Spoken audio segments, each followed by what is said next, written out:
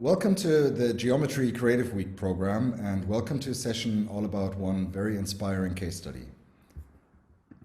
My name is Till Hohmann. I'm the Chief Creative Officer of Geometry in the EMEA region, and with me here today is my dear old friend, a great creative leader, has founded agencies, has worked at great agencies, now is the Chief Creative Officer since a few weeks, I believe, of BBH in New York, Rafael Rizuto. Welcome. Hi guys, happy to be here. You know, you really made your way in this wonderful industry. So you're a man of many awards, many great cases, many iconic cases. And that's the reason why, I connected and said, hey, Rafa, can you join us? Can you talk about one of your iconic cases? So as Geometry in Creative Week, we're talking about iconic work. And what we mean with that type of work is work that has really moved the audience, the intended audience, has shifted the needle, has had cultural impact, has really done something beyond just hitting a brief, but really infected media and has become something that people know. So that's the type of work, of course, that we want to do, we strive to do as Creative Commerce Agency. We want to do iconic work. But one of the things that we feel is interesting, and I feel is interesting, and we want to talk about today is, having the idea is one thing, but actually making it happen is quite another. So who better to talk with about making real matters? That's the title of this session than yourself. So I think one of the things we said in the beginning, because there's so many cases we could choose from that you've done, let's hone in on a case and really take that apart a little bit. Move beyond the obvious and really try and understand what it took to make it real. And there is a case which is bizarrely, I think it's 4 years, 3 years? 3 years ago, 2017. Yeah. So it's, you could say in our industry, 3 years is actually quite old, but bizarrely it's more current than ever because it actually is about a topic that, is part of why there is such anxiety right now. It really pinpoints part of the problem related around diversity, Black Lives Matter, systemic issues. And this is the case for Boost Mobile, Boost Your Voice. A great case, great iconic case. And in saying that, technically, we could just start talking because it's iconic, everybody probably knows it. But I think it's a good way to start into this by just showing the case study. There are complaints about the fewer number of polling places. The racially and economically oriented placement of polling sites is disgraceful. I spent 9 hours in a gym packed full of hundreds and hundreds of people. We're the only advanced democracy in the world that systematically put up barriers and make it as hard as possible for our citizens to vote. Low-income and minority voters face longer lines and have fewer places to vote. Boost Mobile stores are located in these communities. So we did the unprecedented. We turned Boost stores into voting stations. To make this possible, we had to work within the same system that was suppressing votes. We called 817 counties to find officials willing to stand up against inequality. And on November 8th, people voted at Boost stores across the country.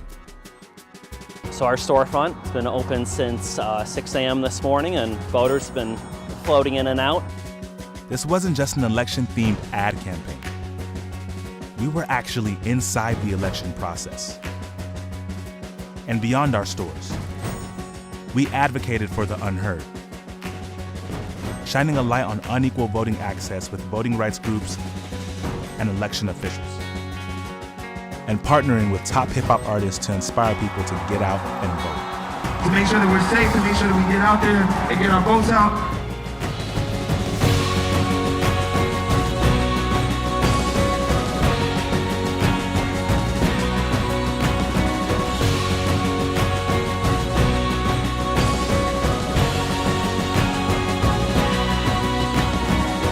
Everybody has a voice. Just let it be heard.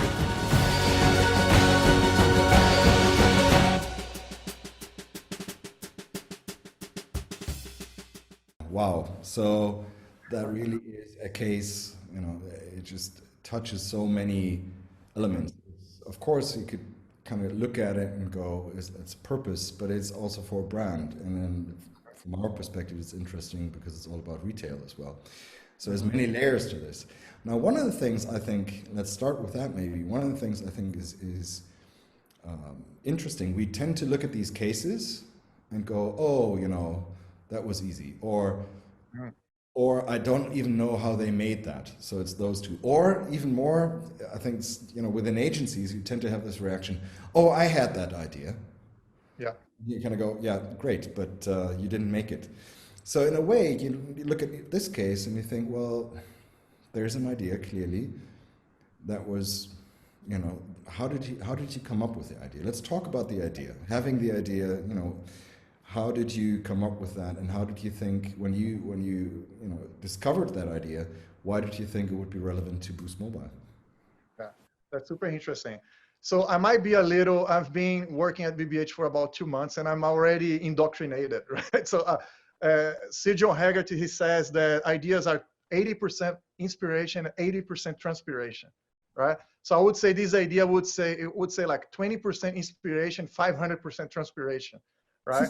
So, and it comes back to a motto that I have, which is an idea never give up on you, you give up on them, right? So I think the merit of this idea was this amazing team never giving up on this idea, because to your point, just to give you like a little context. So we were when the idea was generated, was back in 2016, like the election, the infamous election here in the US where Trump won, right? And I remember, so we had that account, Boost Mobile. It used to be like a bigger account for us, right? But like many brands, the trend right now, they were bringing work in-house. So like most of the bulk of the work, they brought in-house, but they kept with us the social management part of it, right? Which I think in some agencies, they don't give it the right attention to it, which I think is where you can really connect to culture, and you can be fast, and you can be more, you don't have to overthink, you know, the things happening so real time. And I remember was that back in the time when Trump, he did an infamous rally where he called Mexicans and they were rapists, they were this, they were that. And we had a brief from the client, which is a social post to do something relevant to the campaign, right? And for people who doesn't know, Boost Mobile is an arm of Sprint, which is a big telecom, and Boost Mobile it's for low income people, right? So they sell mostly like prepaid phones and everything. So, and I remember like was this the contextual landscape was all about Trump saying all those things and everything. So, and the social media manager of that account happened to be like a woman called Carla. So she was originally by Mexico, right? That's another so this case touching so many points. One of them is diversity. So to have a diverse cast of people, you can come with more interesting, diverse ideas, right? So then the team, there was a discussion about what we can do. That's more than a post, right? And the team, this amazing team, he came out to me and said, what if we turn, if you look at Boost Mobile stores, they are everywhere in these neighborhoods, low-income neighborhoods. And one thing that me being foreign from Brazil, and I always look at the US as the example of democracy, right? So like they are the ones, the founding fathers, they created, they actually, they go to all the clouds to impose democracy, like they call it. So, but the concept of vote suppression for me was completely a foreign concept. You know, they have no idea that in the most quote unquote democratic country in the world, a lot of people they make impossible for people to vote, right? So, and I got exposed to that concept of vote suppression, and then the team came back to that very simple idea, right? It's one of those ideas that you don't even write down or make a board. It's just like, what if we turn like Boost stores into polling places? They are everywhere in this neighborhood. And I think when we saw that, I just thought, oh, that's something really interesting. Let's find out, right? So we did a quick research, like a desktop research, and we found that you actually can. Why nobody's doing that? So then the whole thing, the journey started, right? So having that idea was so quote unquote easy, but you have to be connected culturally, right? But like make it happen. This idea died so many times because this is one of the reasons that I started an agency, right? Because we were tackling that idea as a traditional agency. So we had an EP, an executive producer to go after, but this is something that you cannot produce. It's not an ad, right? So how can you, so we try and test like different things, and the idea died many times because the counties, we're supposed to call the counties, they were just saying no. So actually, you know, sticking to that first thought though, it's kind of, the idea was somewhat easy, I think. Right? Yeah. Once you did a bit of research, of course there's a spark, and of course I'm not belittling the idea, but with the social media manager on client side, also, you know, having her family history probably was somewhat of an easy sell, right? 100%. So, but then you ran into, I understand, you ran into real issues. You started to work, and it was a lot of work. And I think one of the great things about this case is there's also a documentary, and you made a documentary. So maybe we watch a few minutes that really focus on how, from having that idea and having it sold, to your point, the many hurdles, just some of the hurdles you really ran into. We really had to figure out and really get inside the process of how we vote and how each county decides what can be a polling station. You know, is it a very easy, smooth system throughout the nation? No. No. One thing that most people don't understand is that the elections are controlled at a county level, not at a state or a federal level. So each county has different jurisdiction over the rules and regulations for how voting happens in that county. We reached out to every county in the United States with a booth store, which turned out to be 817 counties in 48 states. We had a team of over 30 people for about 7 months working on this. Once the team had overcome the logistics of calling hundreds of counties, they soon faced another, even bigger obstacle: the election officials themselves. We thought that a lot of counties would appreciate the offer, but we were surprised to find that we actually had a lot of resistance. So many counties told us they already have enough polling locations, even if they had long lines in the past.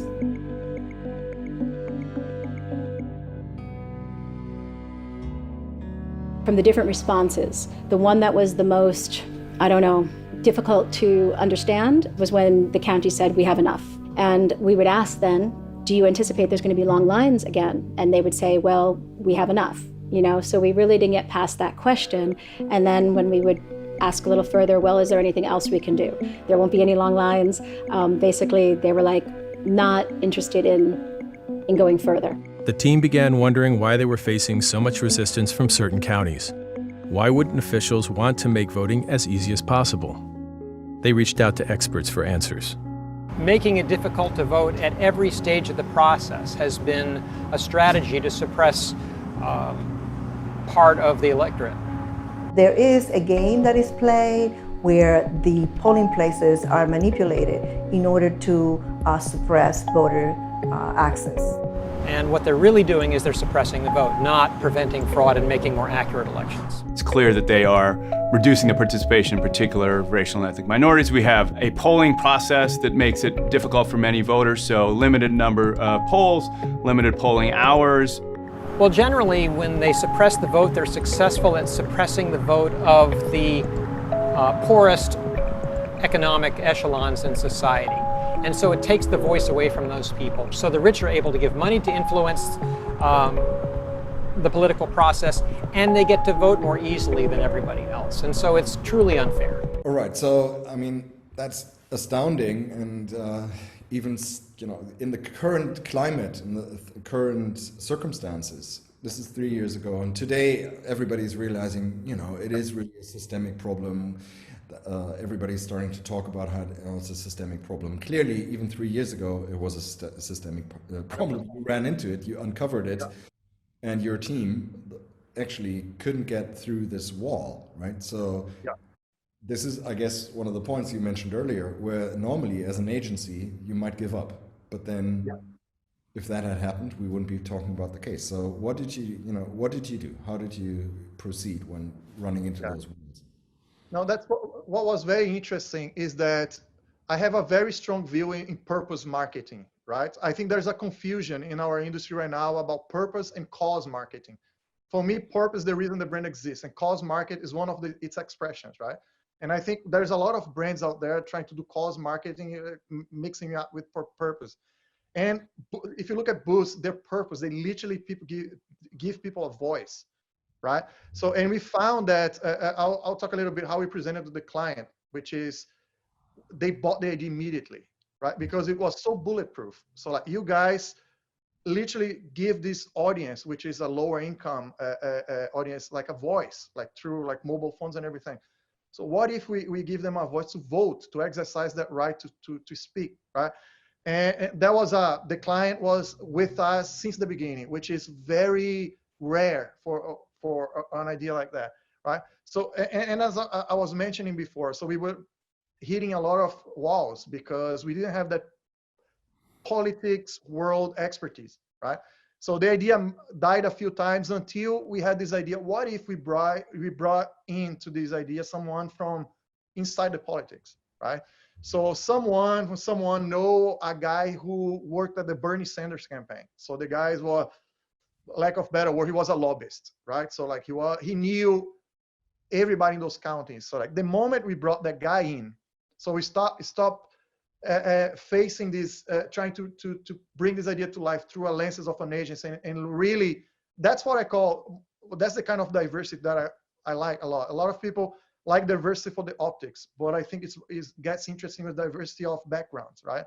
So we brought this guy in, and then the whole thing unlocked. So like the counties started like answering us, and it was a snowball, one after the other. So that was very enlightening to me, that how we get out of our bubble and really embrace different expertise. And that's what made this idea be so successful. So essentially, you didn't give up, and you found different ways of selling it in, which is one of the topics we're also discussing. You don't really sell an idea once. You keep selling it, and you keep selling more elements of it. And you have to, if you really want to make it, you really need to never give up. And I think, yet again, a little short snippet from your wonderful documentary, which talks to that, which actually talks to how you never gave up. Persistence was everything. I mean, everybody was dedicated to the project, and I mean, that's what it took. After hundreds of phone calls and months of work, they managed to find several election officials willing to stand up against inequality and willing to take on the risk of trying something completely new. So I serve as the chairman right now of the U.S. Election Assistance Commission Board of Advisors, and that's the federal body, the actual commission that oversees certification of voting systems. The beautiful thing about retail is parking, ADA accessible stores, a location that is already established and the public, and there's foot traffic. Those are all very positive things. So I would really question anybody that's not getting involved in this, because it just makes sense. That's amazing. So persistence does pay off, and having the right contacts pays off, and actually never giving up pays off. So that's what we learn here. And you said earlier, so there was this tipping point where suddenly things started to shift, and more counties got on board, and suddenly it became more realistic that this might actually happen.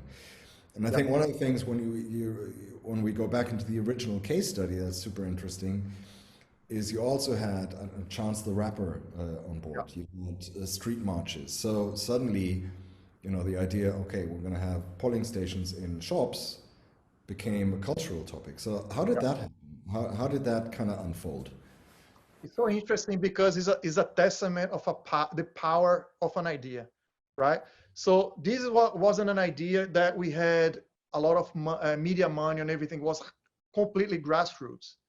So like the way we start engaging, not just a Chance with a bigger name, and he was doing a concert in Chicago, which was on one of the cities that really embraced this project, right?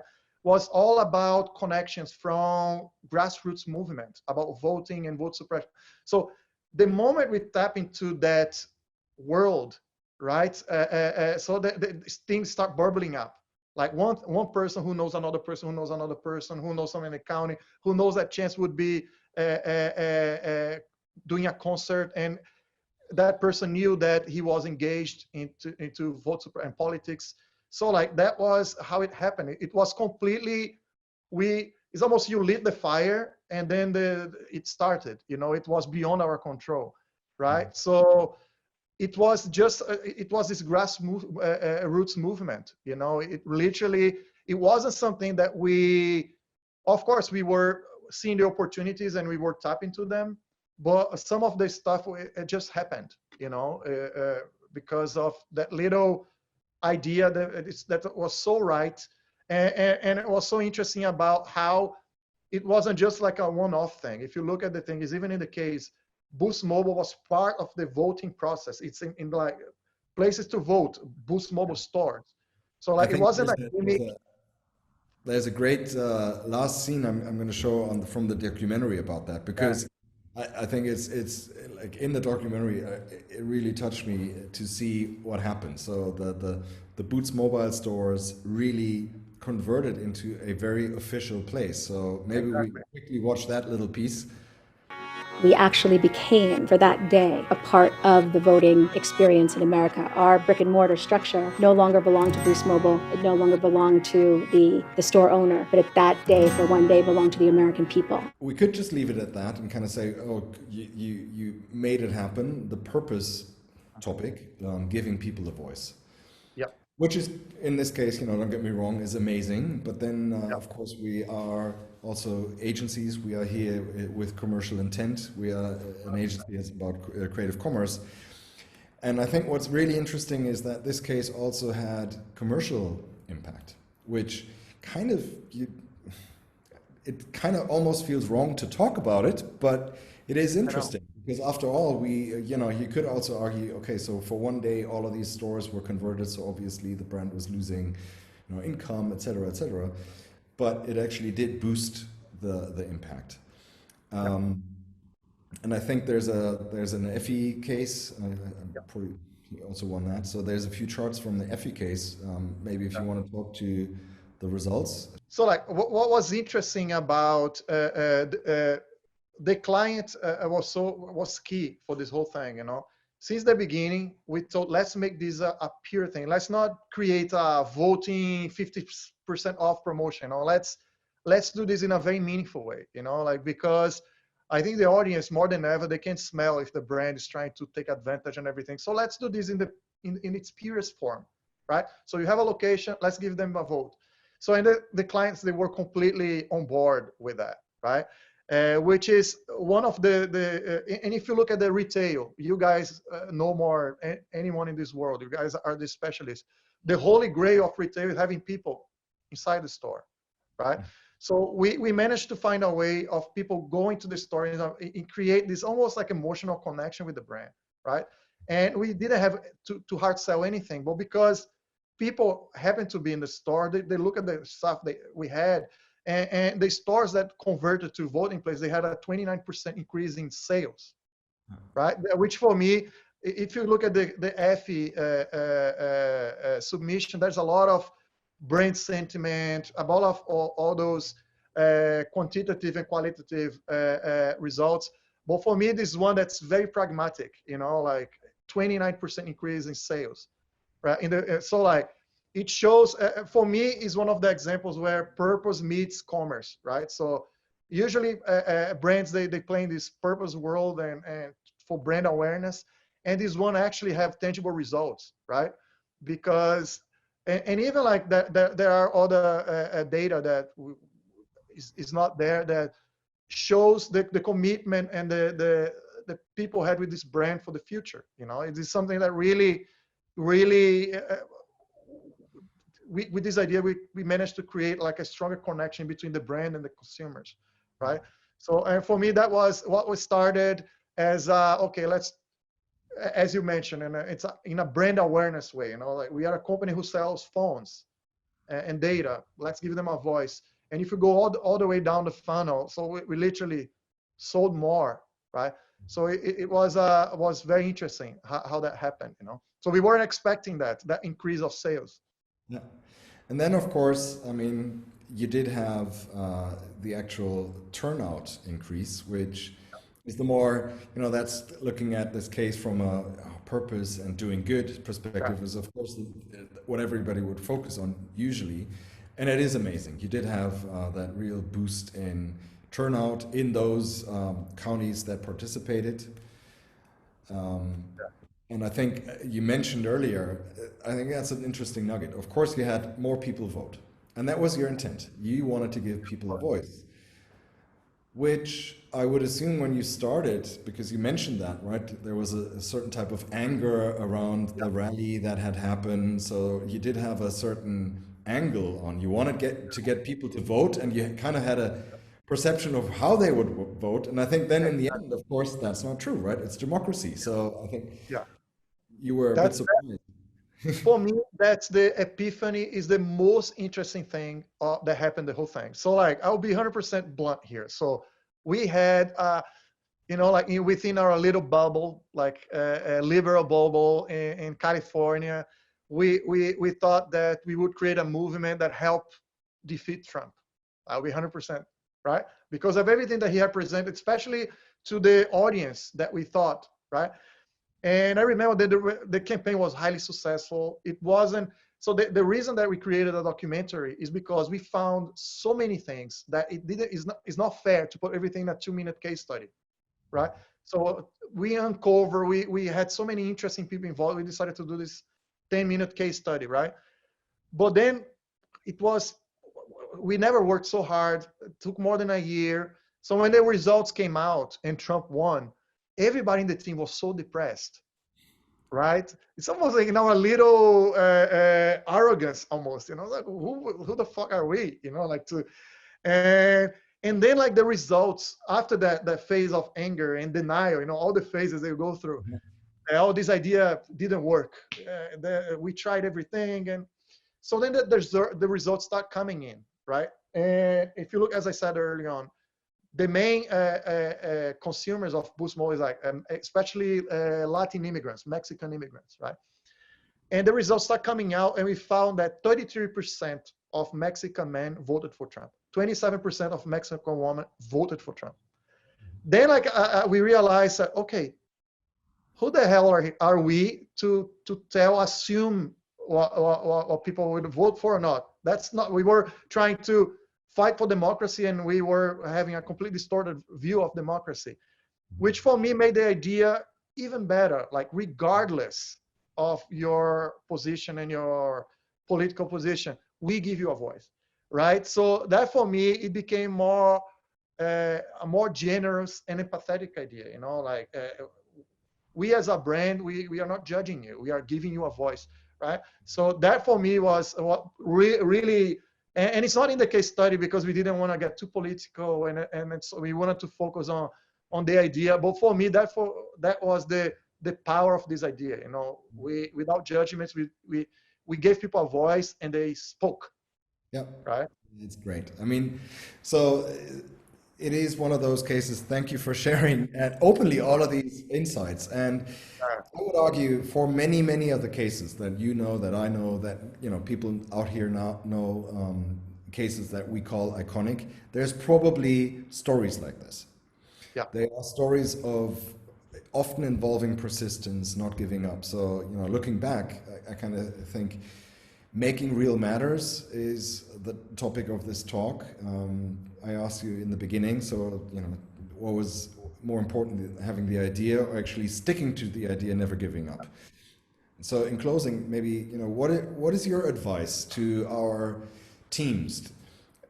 Obviously creative teams, for having the ideas, but then I think this is really also about the entire agency once, sticking to an idea. So what is your very personal, insight and guidance to everybody out here on how to make something happen? No, that's super interesting because, as I said before, an idea never give up on you, you give up on them. But it is a fine line about believing on an idea and being stubborn, right? Because sometimes you just have to shift gears and find something better. But if you really find that's something that's really special, right? That in that case, this idea, and you feel that is a sentiment that not just yours, right? It transcends you. You know, like if you see that that idea is resonating with a lot of people, I think just go for it, right? And try different things. I think as a creative industry, sometimes we are not as creative how we approach problems. You know, we have that set of skills and the way of doing things. Go out of your bubble, right? What happened, the thing that happened with Boost mobile campaign, we could completely do a one-off campaign, try to do one story and do like a beautiful film about how we give a voice to people. But that was an idea that was worth a fight for. And as I said, get out of your bubble and bring other expertise into the fold. Don't think that you alone and the capability you are in the agency will be able to solve everything, right? So look outside and see what are other ways you can bring that idea to life. That's because I genuinely think that if I look back, the best work I ever done in my career, the more people, talented people who touch it and made it better, right? So be the one responsible to light the fire, but embrace more people. You know, the more the fire catch, the better for the idea. So that would be my advice. Great. So here's to collaboration, to making ideas happen. And in closing, I can only say thank you. Thank you for sharing very openly the story of this great iconic case, a case that feels more current than ever. Yeah. Yeah. Here's also to seeing more great work from you, but of course also from us. Thanks for having me, guys.